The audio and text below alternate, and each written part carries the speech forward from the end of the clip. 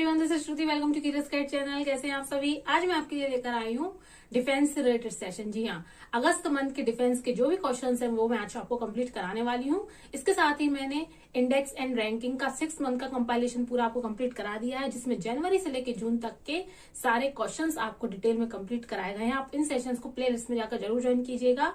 और इसके साथ ही मैंने गवर्नमेंट की जो स्कीम्स हैं वो इस साल की पूरी 6 मंथ की कंप्लीट करा दी हैं। आप ये दोनों सेशन प्लेलिस्ट में जाकर ज्वाइन कर सकते हैं और आपको जून का पूरा टॉपिक वाइज करंट अफेयर भी प्लेलिस्ट में मिल जाएगा।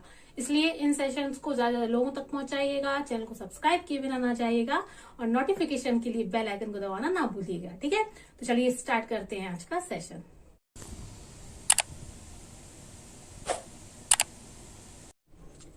Question number 1 is Al Najah संयुक्त सैन्य अभ्यास भारत और कौन से देश के साथ किया है? अल नजह संयुक्त सैन्य अभ्यास भारत कौन से देश के साथ करता है?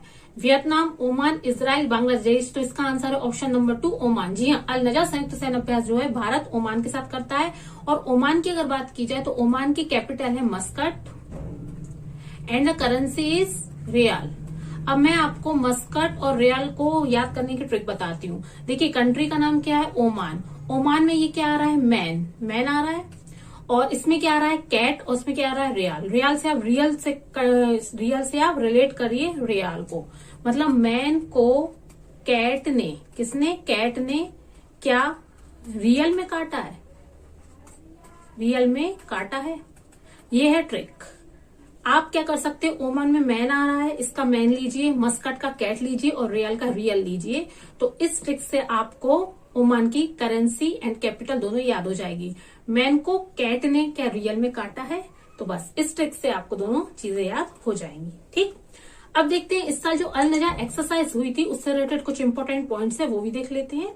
देखिए, भारतीय सेना और ओमान की जो शाही सेना है, भारत की सेना और ओमान की शाही सेना, इनके मध्य जो एक्सरसाइज कंडक्ट की गई थी अल नजह, वो की गई है 1 से 13 अगस्त तक। 1 अगस्त से 13 अगस्त 2022 तक अल नजह संयुक्त सैन्य अभ्यास कंडक्ट कराया गया था। अब देखिए, ये जो है इसका 4th एडिशन था। कौन सा एडिशन था? आपसे एग्जाम में एडिशन भी पूछा जाता है। ठीक है, इसलिए आपको सारी एक्सरसाइज के एडिशन पता होना चाहिए। और इसका वेन्यू, एक्सरसाइज के एडिशन हो गया, वेन्यू हो गया, और ये किन कंट्रीज के बीच में होती है। ये 3 चीजें तो कंफर्म है कि इनमें से एग्जाम में कुछ ना कुछ एक्सरसाइज से रिलेटेड पूछा जा सकता है ना। तो ये था 4th एडिशन। और इसका जो आयोजन है, जैसा कि मैंने आपको बताया कि वेन्यू भी पता होना चाहिए। इसका आयोजन हुआ है महाजन फील्ड फायरिंग रेंज, राजस्थान में। कहाँ हुआ है? जो राजस्थान का प्रशिक्षण नोट केंद्र है, वहां पे अल नजह संयुक्त सैन्य अभ्यास का आयोजन किया गया था। ठीक, वेन्यू हो गया और इसका जो एडिशन संस्करण हो गया और कब से कब तक ये कंडक्ट कराए गए, ये जो 3 चीजें हो गई इसमें एक्सरसाइज में। देखिए, जो अल नजह संयुक्त सैन्य अभ्यास हुआ, इसमें किन किन चीजों को इंक्लूड किया गया है, किन चीजों पर ध्यान केंद्रित किया गया है, वो देखते हैं। इस अभ्यास के तहत शारीरिक प्रशिक्षण कार्यक्रम, तकनीकी एवं प्रक्रियाओं के आयोजन के अलावा संयुक्त राष्ट्र चार्टर के तहत आतंकवाद विरोधी अभियान, मतलब आतंकवाद से संबंधित जो चीजें वो अल नजह एक्सरसाइज में कराई गई, शांति सुरक्षा पर ध्यान केंद्रित किया गया है। ये सारी चीजें अल नजह संयुक्त सैन्य अभ्यास में इंक्लूडेड है, इस पर ध्यान केंद्रित किया गया है। अब देखिए, जैसे जो ओमान है, ओमान जो है भारत के लिए किस तरीके की पार्टनरशिप है, ओमान और जो इंडिया है उनकी किस तरीके के रिलेशन है, किन की चीजों में ओमान भारत का मतलब सहयोग करता है, ये भी चीजें अब देख लेते हैं। ओमान खाड़ी में जो है, जो गल्फ कंट्रीज है वहां की बात हो रही है, ओमान खाड़ी में भारत का एक रणनीतिक साझेदार है, मतलब एक तरीके का स्ट्रेटेजिक पार्टनर है ना। और खाड़ी सहयोग परिषद, मतलब गल्फ कोऑपरेशन काउंसिल, अरब लीग और हिंद महासागर रिम एसोसिएशन, मतलब इंडियन ओशियन रिम एसोसिएशन मंच है, उस पर एक महत्वपूर्ण भूमिका निभाता है ओमान। ठीक है, अब देखिए, भारत और ओमान के बीच जो अदर एक्सरसाइज है वो भी देख लेते हैं। जो अदर एक्सरसाइज जो ओमान और इंडिया के बीच में होती है, नसीम अल बहर एक ये होती है और एक होती है ईस्टर्न ब्रिज। ये 2 एक्सरसाइज है, नसीम अल बहर और ईस्टर्न ब्रिज। ये दोनों एक्सरसाइज जो है ओमान और भारत के बीच में होती हैं। अब आप एक काम करिएगा, जो भी कंट्रीज आती जा रही हैं और उनकी एक्सरसाइजेज है, जो मैंने क्या किया हुआ है कि जो अदर एक्सरसाइजेज है, इंडिया हो गया, ओमान के बीच हो गया, या और भी कंट्रीज आएंगी जिनकी एक्सरसाइज इंडिया के साथ ये कंडक्ट होती है, तो आप क्या करना, जो भी कंट्रीज है उनके नाम लिखना और जो एक्सरसाइज मैंने इसमें इंक्लूड करी है उनके नाम लिखना। इससे क्या होगा, आपकी जो भी एक्सरसाइज बचेंगी, जो भी अदर कंट्रीज के साथ होती है, वो भी साथ साथ इसमें कवर अप होती जाएंगी। ठीक है, जैसे कि अल नजा जो संयुक्त सैन्य अभ्यास है वो कंडक्ट कराया गया है राजस्थान में। और जो भी सेशन में लेती हूँ या जो भी क्लासेस में आपके लिए लेकर आ रही हूँ, इसमें जो स्टेट आएंगे, जो भी पर्सनैलिटीज आती हैं, जो इम्पोर्टेंट चीजें, उनसे रिलेटेड एक्स्ट्रा फैक्ट्स भी मैं आपको, या करंट अफेयर उनसे रिलेटेड आपको एक्स्ट्रा कवर कराती जाती हूँ। इसलिए अब देखते हैं कि राजस्थान से रिलेटेड जो इम्पोर्टेंट क्वेश्चन है वो क्या बन सकते हैं, क्योंकि करंट अफेयर जो भी होती है उनसे रिलेटेड अदर क्वेश्चन भी आपसे एग्जाम में पूछे जा सकते हैं। अभी जैसे कि अल नजा संयुक्त सैन्य अभ्यास आया, ये कंडक्ट कहाँ हुआ है, राजस्थान में। इसका मतलब ये है कि जो राजस्थान है वो करंट अफेयर में आया हुआ है, तो राजस्थान से रिलेटेड अदर करंट अफेयर भी पूछे जाने के चांसेस हैं।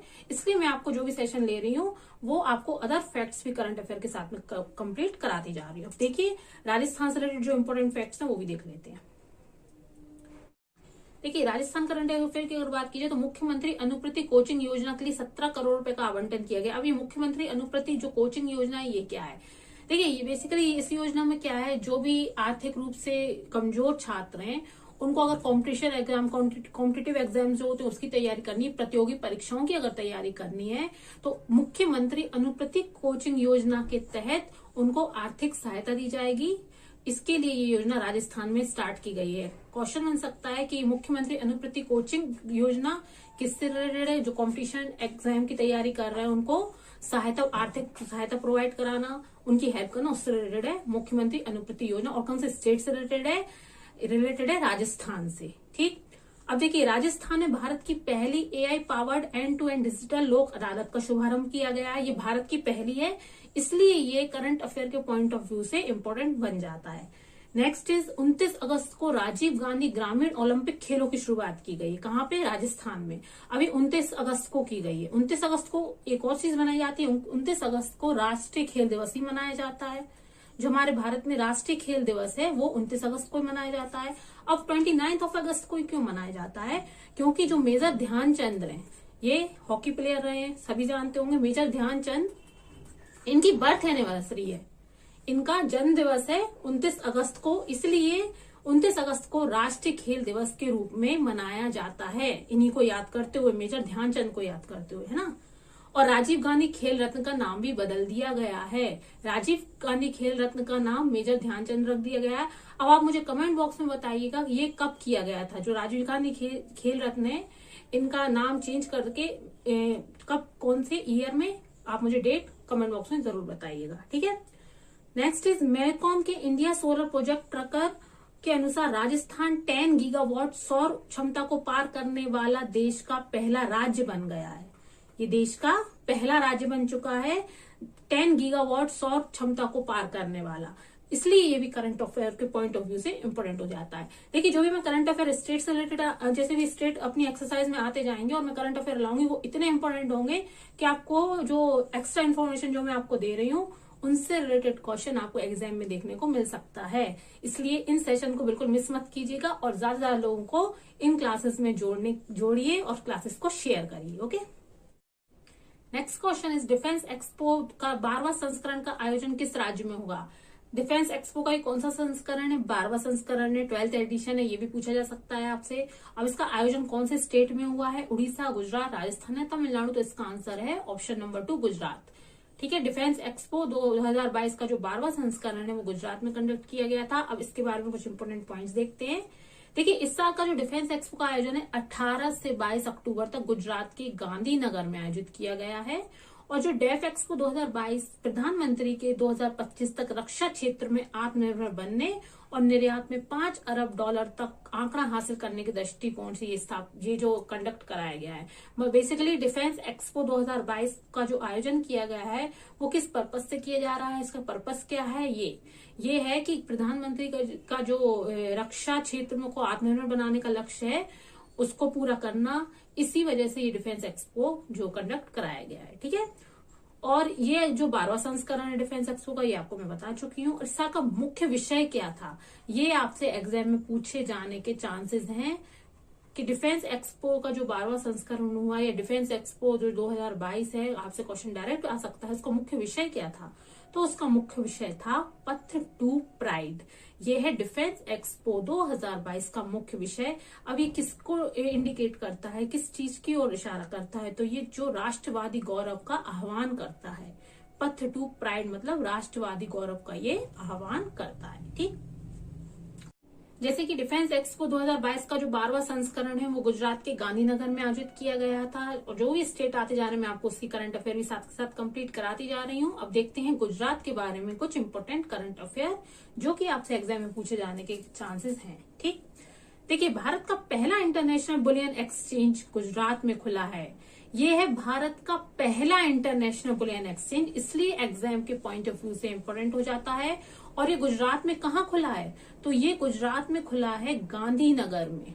कहाँ खुला है ये? गांधीनगर में। ठीक है, और जो कि शंघाई गोल्ड एक्सचेंज और बोर्सा इस्तांबुल की तर्ज पे बनाया गया था। अब ये जो इंटरनेशनल बुलियन एक्सचेंज खुला गया है तो इसका कॉन्सेप्ट कहाँ से लिया गया है? तो ये लिया गया था शंघाई गोल्ड एक्सचेंज और बोर्सा इस्तांबुल की तर्ज पर बनाया गया है। ठीक, और जो बुलियन एक्सचेंज होता क्या है? बुलियन एक्सचेंज मतलब ऐसा मार्केट है जहां सोने चांदी का, गोल्ड का ट्रांजैक्शन होता है, वहां व्यापार होता है, उसको कहते हैं बुलियन एक्सचेंज। ठीक, और जो 36वें राष्ट्रीय खेलों की मेजबानी है ये भी गुजरात करेगा। और 36वें राष्ट्रीय खेल जो ये होने हैं 27 सितंबर से 10 अक्टूबर तक, ये इसकी डेट है 36वें राष्ट्रीय खेलों की। और जो परम अनंत एक अत्याधुनिक सुपर कंप्यूटर है, ये किसके द्वारा बनाया गया है? ये IIT गांधीनगर के द्वारा बनाया गया था। परम अनंत, इसका नाम क्या है? परम अनंत। ये क्या है? एक सुपर कंप्यूटर है। ये IIT गांधीनगर द्वारा बनाया गया है। और स्मार्ट सिटीज में स्मार्ट शहरीकरण की मेजबानी कौन करेगा? तो ये भी गुजरात करेगा। और जो स्मार्ट सिटीज, स्मार्ट शहरीकरण की मेजबानी गुजरात में करेगा, तो गुजरात का कौन सा शहर करेगा? तो वो सूरत सिटी करेगी। ठीक है, ये सारे पॉइंट आपके इसी साल के करंट अफेयर से रिलेटेड बहुत important, most important current affair थी, तो मैंने वो आपको कंप्लीट करा दी है। अब एक बात ये देखिएगा, जो इसमें नाम आया है पहला इंटरनेशनल बुलियन एक्सचेंज, तो आपसे डायरेक्ट ना इसका वेन्यू पूछा जा सकता है एग्जाम में कि पहला इंटरनेशनल, भारत का पहला इंटरनेशनल बुलियन एक्सचेंज कहाँ बनाया गया है? गुजरात तो ठीक है बनाया गया, जबकि ये क्वेश्चन में नहीं आया है, लेकिन करंट अफेयर में आया हुआ है, इसलिए एग्जाम में पूछे जाने के चांसेस हैं, जो कि कहाँ है? गुजरात के गांधीनगर में बनाया गया है। तो करंट अफेयर से करंट अफेयर निकल के आती है, इसलिए आप करंट अफेयर को बहुत अच्छे से ये पॉइंट कवर करके पढ़िएगा। ठीक है, नेक्स्ट इज भारत और अमेरिका संयुक्त विशेष बल अभ्यास वज्र प्रहार का आयोजन किस राज्य में हुआ है? राजस्थान, उत्तराखंड, हिमाचल प्रदेश या आंध्र प्रदेश? देखिए, ये है वज्र प्रहार। वज्र प्रहार किन दो देशों के बीच होती है? भारत और अमेरिका के बीच। अब इसका आयोजन कौन से राज्य ने इस साल कराया भारत के? तो वो कराया हिमाचल प्रदेश ने। हिमाचल प्रदेश के CM है Rameshwar Thakur and governor is Rajendra Vishwanath. Rajendra Vishwanath governor है और CM में मुख्यमंत्री हैं रामेश्वर ठाकुर। अब देखिए, इसके बारे में कुछ इंपोर्टेंट पॉइंट देखते हैं जो इस साल की वज्र प्रहार एक्सरसाइज कंडक्ट हुई है, उनसे रिलेटेड इंपोर्टेंट पॉइंट देख लेते हैं। देखिए, भारत और अमेरिका के बीच विशेष बल के बीच जो संयुक्त युद्ध अभ्यास हुआ है वज्र प्रहार का, जो हिमाचल प्रदेश में किया गया है। देखिए, हिमाचल प्रदेश में एक योजना चलाई गई है जिसका नाम है नारी को नमन योजना। नारी को नमन योजना ये चलाई गई। अब ये योजना क्या है? इसमें जो महिलाएं हैं उनको टिकट में 50% की छूट दी जाएगी। कितने % की छूट देने का इसमें प्रावधान है? नारी को नमन योजना में 50% तक का। और ये योजना कौन से राज्य से संबंधित है? नारी को नमन योजना, तो ये संबंधित है हिमाचल प्रदेश से। ठीक, और हाल ही में शंकुला जो दर्रा है, शंकुला दर्रा, यहाँ पर दुनिया की सबसे ऊंची सुरंग बनाई जा रही है। ये है दुनिया की सबसे ऊंची सुरंग। कहाँ पे बनाई जा रही है? शंकुला दर्रा। और जो शंकुला दर्रा है वो लद्दाख को हिमाचल से जोड़ता है। लद्दाख को किससे जोड़ता है? ये हिमाचल से। शंकुला दर्रा, ये भी करंट अफेयर का क्वेश्चन है। मैंने जो लास्ट सेशंस लिए हुए हैं उनमें भी ये क्वेश्चन कंप्लीट कराया हुआ है। जो शंकुला दर्रा है ना, ये मैंने कराया हुआ है, जो सेशन लिया है। हिमाचल को लद्दाख से जोड़ता है और जो दुनिया की सबसे ऊंची सुरंग है वो शंकुला दर्रे पर बनाई जा रही है। और नारी को नमन योजना भी हिमाचल प्रदेश से संबंधित है। और नारी को नमन योजना के अंतर्गत 50% तक की छूट का प्रावधान है महिलाओं को टिकट पर 50% तक की छूट का प्रावधान है। ठीक, अब देखिए इस अभ्यास में भारतीय सेना की ओर से युद्धपोत शिवालिक और लंबी दूरी के समुद्री गश्ती विमान P-8I ने भाग लिया था। वज्र प्रहार में जो भारत का युद्धपोत है शिवालिक और लंबी दूरी के समुद्री गश्ती विमान P-8I ने पार्टिसिपेट किया है। और अमेरिका से जो थे वो थे USA थियोडोर रूजवेल्ट पोत। अमेरिका से कौन से थे विमान जो थे US थियोडोर रूजवेल्ट पोत, ये विमान शामिल किए गए थे वज्र प्रहार 2022 में। अब इस अभ्यास को करने का पर्पस क्या है? दोनों देशों के बीच विशेष बलों के बीच जो अंतर सक्रियता है उसमें सुधार लाना, जो रिलेशंस है उनके उनमें सुधार लाना, ठीक है, इंटरनल रिलेशन जो भी हैं उनमें सुधार लाने के लिए वज्र प्रहार को कंडक्ट कराया गया है। अब भारत और अमेरिका के बीच में कुछ और एक्सरसाइजेज भी होती हैं, जैसे कि कोप इंडिया, ये कौन कंडक्ट कराता है? वायु सेना। और रेड फ्लैग अमेरिका का ये बहुपक्षीय वायु अभ्यास है, ठीक है। और जो देखिए जो एक्सरसाइजेज होती है वो द्विपक्षीय होती है, बहुपक्षीय होती है, ये सारी चीजें हैं एक्सरसाइजेज में। और जो मालाबार युद्ध अभ्यास है ये भारत, अमेरिका, जापान, ये त्रिपक्षीय नौसेना अभ्यास है। किन किन के बीच में होता है मालाबार? भारत, अमेरिका और जापान, ये तीनों मिलके कंडक्ट कराते हैं मालाबार एक्सरसाइज। और मैंने आपको पहले भी अभी कहा है कि जो भी एक्सरसाइजेज आती जा रही हैं, जो भी कंट्रीज आती जा रही हैं, पूरी कंट्रीज के नाम लिखिए। जो जो एक्सरसाइज के क्वेश्चंस मैं आपके लिए लेकर आई हूँ उन कंट्रीज से रिलेटेड जो अदर एक्सरसाइजेज में बताती जा रही हूँ वो आप अलग से नोट डाउन कर लीजिए। इससे आपको एग्जाम टाइम में प्रॉब्लम नहीं आएंगी, आपकी कंट्री के साथ साथ सारे एक्सरसाइजेस कवर होती जाएंगी, ठीक है। नेक्स्ट इज SCO रक्षा मंत्री की बैठक का आयोजन किस देश में होगा? शंघाई कोऑपरेशन ऑर्गेनाइजेशन की जो रक्षा मंत्री की बैठक है उसका आयोजन कौन सी कंट्री में होगा? किर्गिस्तान, कजाकिस्तान, उज्बेकिस्तान या चाइना? तो इसका आंसर है ऑप्शन नंबर 3 उज्बेकिस्तान। उज्बेकिस्तान के ताशकंद में होना है SCO की रक्षा मंत्री की बैठक का आयोजन। और इसका जो SCO का शिखर सम्मेलन होना है वो होना है समरकंद में। और समरकंद कहाँ है? समरकंद भी आता है उज्बेकिस्तान में। समरकंद भी कहाँ आता है? उज्बेकिस्तान में। इधर होना है SCO का शिखर सम्मेलन, लेकिन जो रक्षा मंत्री की बैठक हुई थी वो उज्बेकिस्तान के ताशकंद में हुई है, ठीक है। और ये हुआ था 2022 का जो शिखर सम्मेलन होना है समरकंद में। और जो 2023 का SCO का शिखर सम्मेलन होना है ये भारत, जी हमारा प्यारा देश भारत जो है SCO शिखर सम्मेलन की मेजबानी करेगा 2023 में, ठीक है। अब देखिए इस साल की जो SCO की मीटिंग हुई है उसमें कुछ इंपोर्टेंट पॉइंट्स हैं, वो भी देख लेते हैं। SCO की रक्षा मंत्रियों की मीटिंग उज्बेकिस्तान के ताशकंद में हुई है, ठीक। इसमें भारत के रक्षा मंत्री राजनाथ सिंह, जो हमारे केंद्र में रक्षा मंत्री हैं, राजनाथ सिंह जी, उन्होंने पार्टिसिपेट किया है। चीन के रक्षा मंत्री जनरल वेई फेंगे, रूस के जो डिफेंस मिनिस्टर हैं रक्षा मंत्री सर्गेई शोइगु शामिल थे। इन लोगों ने पार्टिसिपेट किया। अब देखिए वाराणसी को SCO क्षेत्र की पहली सांस्कृतिक और पर्यटन राजधानी बनाने का निर्णय लिया गया है। किसको? वाराणसी जो है उसको SCO क्षेत्र की पहली, ये SCO की पहली सांस्कृतिक और पर्यटन राजधानी है। ये एग्जाम में आने के चांसेस है, आप इसमें इंपोर्टेंट या स्टार मार्क लगा लीजिए। SCO का शिखर सम्मेलन जो हुआ है उसमें वाराणसी को, ये SCO का जो शिखर सम्मेलन हुआ उसमें ये निर्णय लिया गया है वाराणसी को पहली सांस्कृतिक और पर्यटन राजधानी बनाने का, ठीक। अब देखिए ये जो शंघाई कोऑपरेशन ऑर्गेनाइजेशन है इससे रिलेटेड कुछ इंपॉर्टेंट पॉइंट्स भी देख लेते हैं। ये एक अंतर सरकारी संगठन है। इसकी किस तरह की बॉडी है? अंतर सरकारी बॉडी है। और इसकी स्थापना हुई थी 15 जून 2001 में। कहाँ हुई है स्थापना? हुई थी शंघाई में। और जब इसकी स्थापना हुई थी ना तब इसका नाम था शंघाई 5। क्या नाम था इसका? शंघाई 5। क्यों था? जब इसकी स्थापना हुई थी तब इसमें टोटल 5 कंट्रीज थी। कितनी कंट्रीज थी? टोटल 5। फिर 2001 में उज्बेकिस्तान को शामिल किया गया, ठीक। उज्बेकिस्तान आया 2001 में। उसके बाद 2017 में इंडिया आया, इंडिया को शामिल किया गया। 2017 में जब इंडिया आया तब एक और कंट्री भी इसमें शामिल हुई थी, वो आप मुझे कमेंट बॉक्स में बताइएगा। जब SCO में इंडिया शामिल हुआ था तब एक और कंट्री शामिल हुई है, उसका मुझे कमेंट बॉक्स में नाम बताइएगा, ठीक है। अब इसमें टोटल कितने सदस्य हैं? एट प्रेजेंट मेंबर्स कितने हैं? एट प्रेजेंट है टोटल 8 मेंबर्स SCO में। और हेडक्वार्टर इज इन बीजिंग, जी हाँ हेडक्वार्टर है बीजिंग में, लेकिन इसकी स्थापना कहाँ हुई थी? शंघाई में, ओके।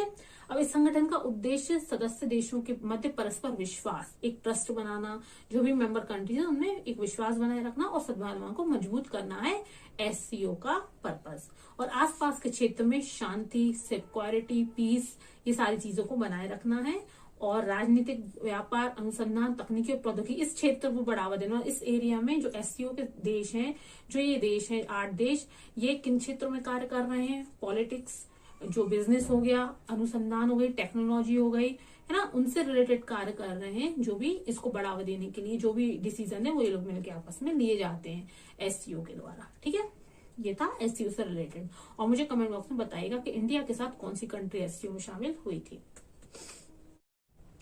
देखिए, जैसे कि मैं आपको बता चुकी हूँ कि एससीओ में टोटल कितने मेंबर्स हैं? 8 मेंबर्स हैं। इसको याद करने के मैं आपको एक ट्रिक बताती हूँ। जो एससीओ के टोटल 8 मेंबर्स हैं, इसको याद करने की ट्रिक देखते हैं। देखिए, कबूतर की पिक, ठीक है, ये हो गई ट्रिक, कबूतर की पिक। के से आ जाएगा कजाकिस्तान, बी से भारत, यू से उज्बेकिस्तान, आर से रशिया, के से किर्गिस्तान। आप के यहाँ किर्गिस्तान ले आइए या के कजाकिस्तान को ले जाइए, कोई भी आप इसको ट्रांसफर कर सकते हैं के को, के इज नॉट अ प्रॉब्लम। के से किर्गिस्तान, बी से भारत, यू से उज्बेकिस्तान, टी से अफगानिस्तान, आर से रशिया, के से किर्गिस्तान, पी से पाकिस्तान, आई से अगेन इंडिया मैंने इसलिए लिया जिससे कि ट्रिक बन जाए, इसलिए मैंने आई को इंक्लूड कर लिया। पिक, पिक मतलब होती है एक इमेज, एक पिक्चर, पिक्चर को कहते हैं ना पिक, तो इसलिए मैंने ये ट्रिक बनाने के लिए अगेन इंडिया को इंक्लूड किया है। एक ये हो जाएगा पिक, एंड सी से लास्ट चाइना। ये होती है एससीओ के 8 मेंबर्स को याद करने की ट्रिक। कबूतर की pic, this is the trick. ठीक है, आप इसको याद करिएगा, आप भूलेंगे नहीं। नेक्स्ट इज तीसरा, भारतीय वियतनाम द्विपक्षीय सैन्य अभ्यास पूर्व विनबैक्स 2022 का आयोजन भारत के किस राज्य में होगा? ये है पूर्व विनबैक्स 2022 का कौन से नंबर का एडिशन है? ये है 3rd नंबर का एडिशन। और पूर्व विनबैक्स जो एक्सरसाइज है वो किन कंट्रीज के बीच में होती है? भारत और वियतनाम। किस तरह की है ये एक्सरसाइज? तो ये द्विपक्षीय एक्सरसाइज, एक्सरसाइज होती है बायलैटरल होती है, मल्टीलैटरल होती है, तो ये है द्विपक्षीय सैन्य अभ्यास, बायलैटरल एक्सरसाइज है। और विनबैक्स से विन है ना, तो इसे आप वियतनाम से रिलेट करके याद रख ही सकते हैं, ये आप नहीं बोलेंगे। ये किससे रिलेटेड है? वियतनाम कंट्री से रिलेटेड है। ठीक है, अब देखिए कौन से राज्य में हुई है? हिमाचल प्रदेश, राजस्थान, हरियाणा या उत्तर प्रदेश? तो हुई हरियाणा में। ठीक, और हरियाणा से रिलेटेड कुछ इंपॉर्टेंट करंट अफेयर देख लेते हैं। हरियाणा का जो चंडीगढ़ है, वहां पे चंडीगढ़ का जो एयरपोर्ट है उसका नाम रखा गया है शहीद भगत सिंह के नाम पर। किनके नाम पर रखा गया है? शहीद भगत सिंह के नाम पर रखा गया है। और हरियाणा से ही संबंधित है चिराग योजना, चिराग योजना संबंधित है हरियाणा से। इसमें क्या है, 2री से 3rd से 5th तक के जो बच्चे हैं उनको 700 रुपए, कितने रुपए? 700 रुपए प्रति माह सहायता दी जाएगी छात्रों को। और 6th से लेके जो 8th तक के बच्चे हैं उनको सहायता दी जाएगी 900 रुपए प्रति माह। और 9th से लेकर के जो 12th तक के बच्चे हैं उनको दी जाएगी 1100 रुपए प्रति माह सहायता। ठीक, छात्रों को कौन सी योजना के अंतर्गत? चिराग योजना के अंतर्गत। तो चिराग योजना संबंधित है हरियाणा से। और चंडीगढ़ का जो एयरपोर्ट है उसका नाम रखा गया है शहीद भगत सिंह के नाम पे। ये कुछ हरियाणा से रिलेटेड इंपॉर्टेंट करंट अफेयर थी। अब देखते हैं जो इस साल का विनबैक्स जो 2022 का आयोजन हुआ है उनसे रिलेटेड कुछ इंपॉर्टेंट करंट अफेयर। भारत और वियतनाम के बीच द्विपक्षीय सैन्य अभ्यास विनबैक्स जो चंदी मंदिर में आयोजित किया गया है। चंदी मंदिर जो है हरियाणा में है, यहाँ आयोजित किया गया है विनबैक्स 2022। चंदी मंदिर इज इन हरियाणा। विनबैक्स 2022 का जो नेक्स्ट एडिशन होना है, अगला संस्करण 2023 वियतनाम में ही आयोजित किया जाएगा। और इस साल की जो विनबैक्स 2022 हुआ इसकी थीम क्या है वो देख लेते हैं। शांति स्थापना संचालन के लिए संयुक्त राष्ट्र दल के तहत एक इंजीनियर कंपनी और एक चिकित्सा दल की नियुक्ति और रोजगार।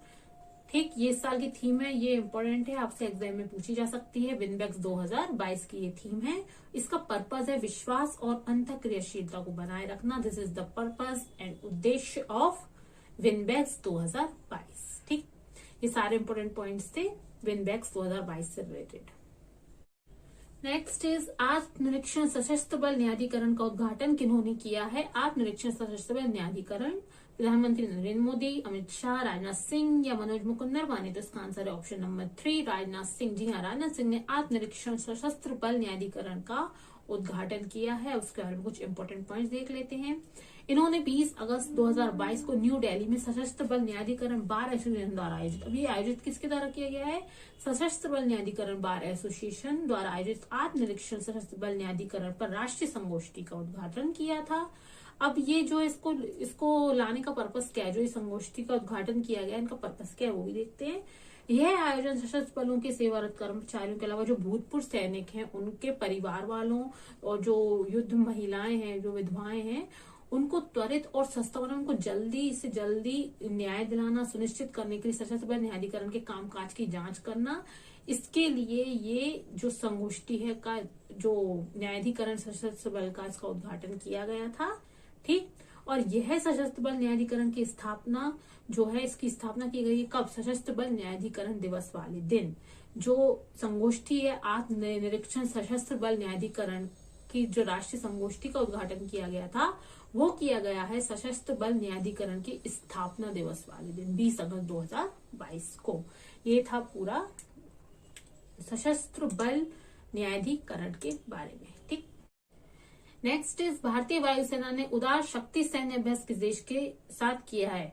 उदार शक्ति सैन्य अभ्यास कौन सी सेना कराती है, इससे ये क्वेश्चन निकल के आता है। तो ये करा रही है वायुसेना। इन्होंने भारतीय वायुसेना ने उदार शक्ति सैन्य अभ्यास कौन सी कंट्री के साथ कंडक्ट किया है 2022 का? श्रीलंका, नेपाल, म्यांमार या मलेशिया? तो इसका आंसर है ऑप्शन नंबर 4 मलेशिया के साथ भारतीय वायुसेना ने उदार शक्ति सैन्य अभ्यास का आयोजन किया है। नाउ लेट्स डिस्कस अबाउट उदार शक्ति से रिलेटेड कुछ इंपोर्टेंट पॉइंट देख लेते हैं। देखिए, उदार शक्ति भारतीय वायुसेना और मलेशियाई सेना के बीच एक द्विपक्षीय सैन्य अभ्यास है। किस तरह की एक्सरसाइज है? ये बायलैटरल एक्सरसाइज है और यह एक्सरसाइज 16 अगस्त 2022 को RAMF एयरबेस क्वांटन मलेशिया में आयोजित की गई थी। मैंने आपको बताया है कि वेन्यू पता होना चाहिए कि मतलब कहाँ आयोजित की जा रही है और वो एक्सरसाइज कब आयोजित की गई है और किस तरीके की एक्सरसाइज है, ये सारी चीजें और संस्करण उसका जो एडिशन कौन सा है, ये सारी चीजें आपको पता होना चाहिए। तो ये कब आयोजित की गई है? 16 अगस्त को। कहाँ आयोजित की गई थी? मलेशिया में ही। और कहाँ पर? ये RAMF एयरबेस क्वांटन मलेशिया में। ठीक है, ये इसका वेन्यू है। ठीक, अब इसमें देखिए भारतीय वायुसेना Su-30 MKI और C-17 विमानों ने, और मलेशिया के कौन से विमान थे? देखिए, इंडिया के थे Su-30 MKI और C-17 विमान, और मलेशिया के हैं Su-30 MKM विमान। इन विमानों ने पार्टिसिपेट किया है, इन विमानों को शामिल किया गया था। और यह अभ्यास दोनों देशों के बीच रक्षा सहयोग को और मजबूत बनाए रखने के लिए आयोजित कराया जाता है। ठीक है, और भारत और मलेशिया के बीच अन्य सैन्य अभ्यास भी होते हैं। जैसे कि मैंने आपको बताया है कि जो भी सैन्य अभ्यास हैं, अदर सारी कंट्रीज के आपको कंट्रीज के नेम लिखने हैं और अदर जो एक्सरसाइजेज मैं आपको बताती जा रही हूँ वो भी साथ के साथ आपको नोट डाउन अलग से करते जाना है। इसमें से जो भी मैंने एक्सरसाइजेज बताई वो आप अलग से नोट डाउन कर लेना। ठीक है, और यदि आपको इसकी PDF चाहिए, आप टेलीग्राम पे ज्वाइन हो जाइए। आपको टेलीग्राम की लिंक जो है डिस्क्रिप्शन बॉक्स में दी जाती है हर सेशन में, तो आप ज्वाइन हो जाइए और वहां से आप इसकी PDF भी डाउनलोड कर सकते हैं। देखिए, भारत और मलेशिया के बीच अन्य सैन्य अभ्यास होता है हरिमाऊ शक्ति सैन्य अभ्यास। ठीक है, नेक्स्ट इज कारगिल सेक्टर के द्रास में 0.510 का नया नाम क्या रखा गया है? तो कारगिल सेक्टर के द्रास में 0.510 का नया नाम क्या रखा गया है? विजय हिल, विक्रम हिल, कारगिल हिल या गन हिल? तो इसका नाम रखा गया है गन हिल। देखिए, हाल ही में मूवी आई थी शेरशाह मूवी, जिसमें रोल प्ले किया था, किनका किरदार है इसमें? विक्रम बत्रा का नाम आता है। विक्रम बत्रा का रोल प्ले किया गया है सिद्धार्थ मल्होत्रा के द्वारा, है ना। देखिए, जो गन हिल प्लेस है, यहाँ पर उन्होंने 20 जून 1999, जी हाँ 20 जून 1999 को अपने साथियों के साथ मिलकर तिरंगा झंडा फहराया था। कहाँ पे? गन हिल प्लेस पे। किन्होंने? विक्रम बत्रा ने, जिनके ऊपर मूवी आई है शेरशाह। ठीक, इन्हीं के ऊपर आई हुई ये मूवी। और 20 जून 1999 गन हिल पे इन्होंने तिरंगा झंडा फहराया। और उसके बाद बात आती है 26 जुलाई 1999।